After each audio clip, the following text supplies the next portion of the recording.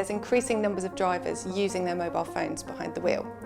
In the UK, it's perfectly legal to have a hands-free mobile phone conversation behind the wheel, but we know from decades of research that actually it's no safer to use a hands-free device than a handheld device. And of course in the UK, handheld mobile phone use is banned.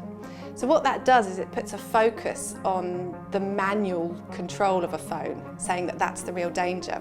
But our research looks into what's the cognitive issue, what's the cognitive danger. So what we've been able to do with our lab-based studies is identify that mobile phone conversation has a visual element to it. So when you're talking to someone who's not physically present with you in the vehicle, you tend to create mental images about where they are, what they're doing, what they're describing. And the cognitive resources needed to create those mental images are the same resources that are needed for accurate visual perception of that driving situation. So when you've got competition for these resources, one side usually wins. And if the phone conversation wins the cognitive resources, your driving performance will deteriorate in one way or another.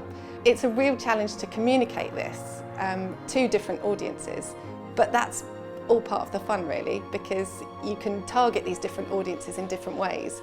The beauty of working with researchers like Gemma is it gives us a credibility to the messages we're trying to put out that we wouldn't have if we were trying to do this on our own. What's really beneficial about working with members of industry is that you're asked different questions. So I might go along and present my research with one particular agenda of sharing evidence-based education, if you like, but some of the questions that come back from members of industry really encourage me to think about things and look through a different lens. So those people listening, for example, might have a real focus on policy. What can I do? Why won't my drivers listen to the policy?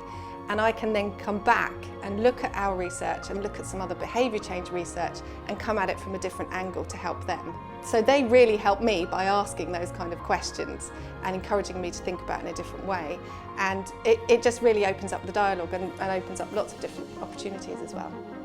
The work with charities is great, so we've done some work with the road safety charity Break, and I've given invited talks for ROSPA, Road Safety GB. You reach a far wider audience. Then of course it's picked up by the media, so it's definitely a really useful thing to engage with different partners in this way.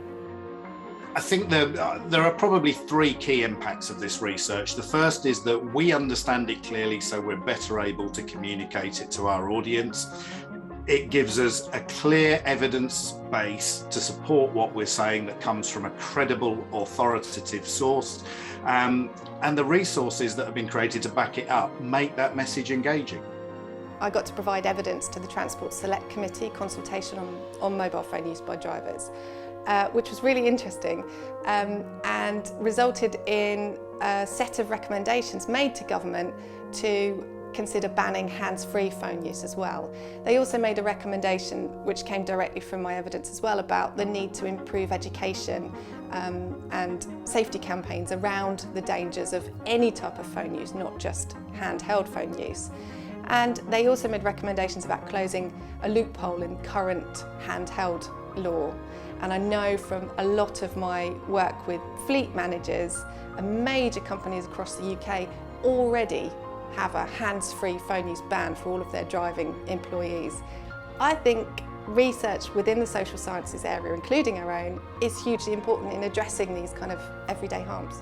What I hope for in the future for the public, obviously I'd hope for a change in the law. In the absence of that, I think what we really need to push for is evidence-based education that's just widely shared. So I really hope that some of the work that we've done and others can continue in that vein.